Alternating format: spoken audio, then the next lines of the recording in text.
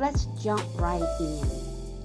One thing I hear often is, Cheryl, you introduce quite a few women in the Bible that we know little to nothing about.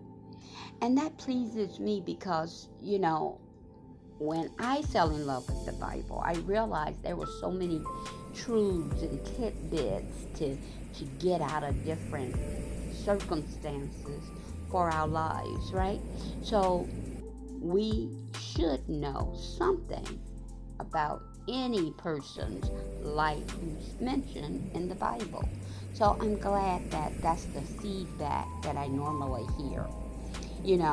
I'll say it again. I have said it before. I wish there was a man that was doing the opposite of what is done here. If a man was teaching what every man ever mentioned in the Bible life was about, that would be such a companion piece. I really wish a guy would do that. So today's story, the Bible gives us insight into the father of the daughter. She's another woman, again, that goes unnamed. But we here have to give you some insight to who the father is in order to shed light on who the daughter is and what he did and why he did it. So let's start from there. The gentleman that we're talking about today was named Jephthah. All right?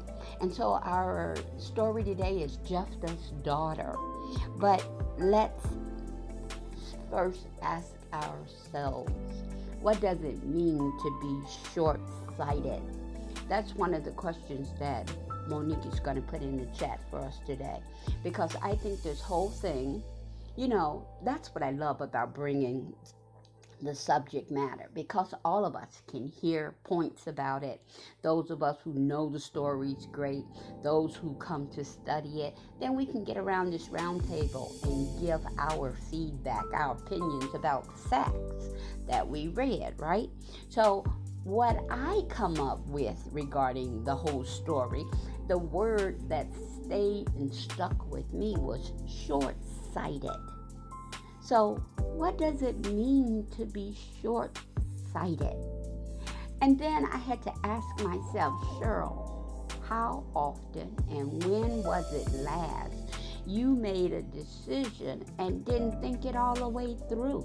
You can shortchange yourself because you didn't think a thing all the way through. Short-sightedness. So this man, that's my take. I can't wait to hear what your take would be. But anyway, let's speak about who is he. His background is a very checkered one. It's colorful because the Bible tells us his